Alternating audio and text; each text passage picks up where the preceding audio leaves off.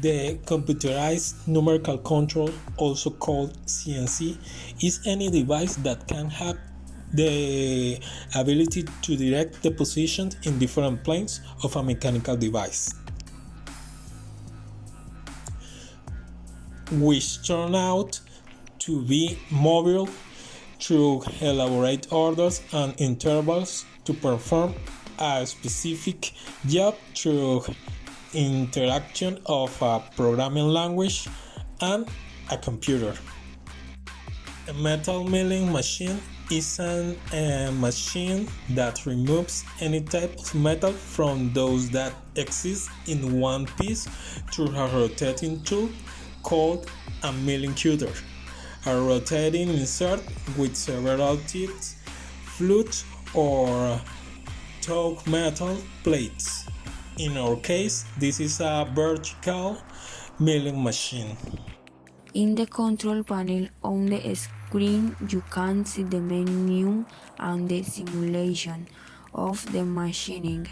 Then we find on the right the alphanumeric keyboard, in which we can type the codes in the lower part. We find the function with which we can activate the space needle, column, and multi-axis. Then we find the dial with which we move the axis in manual mode, the axis selector, and the on and off buttons, and in the upper right part the safety stop button.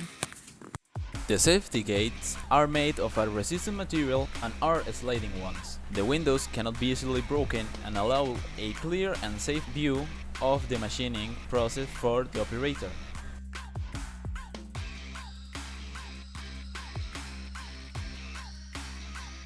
The next part that we are going to describe is the press in open and close, and on the right it open to this tied to the material that we are going to hold. These are the mobile guards that protect the axis when machining.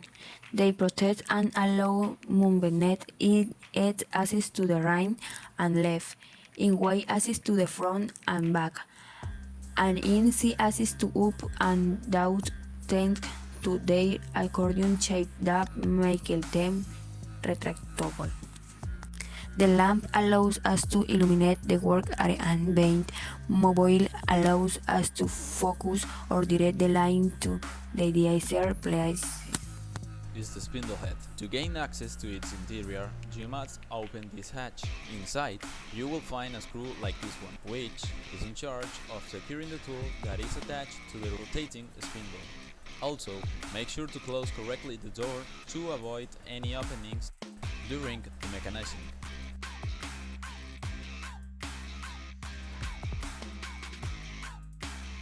On the console, you can rotate the spindle clockwise, counterclockwise, and stop its rotation using these buttons, as demonstrated.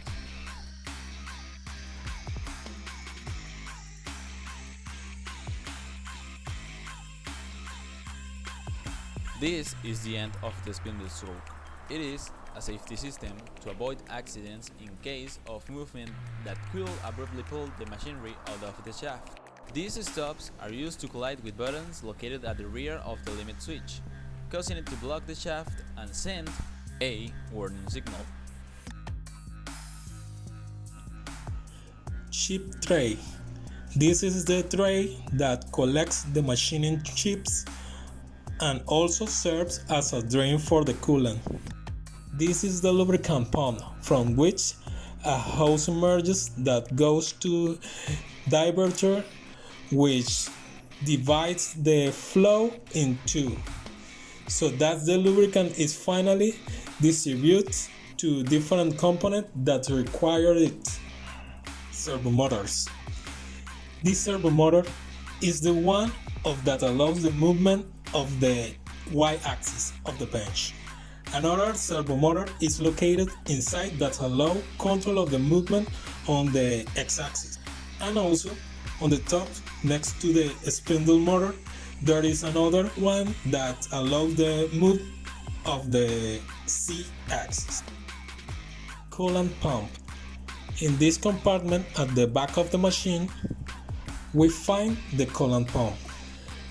It supplies the necessary coolant to refrigerate the tool and the material when machining, preventing damage to the insert tool from high temperatures.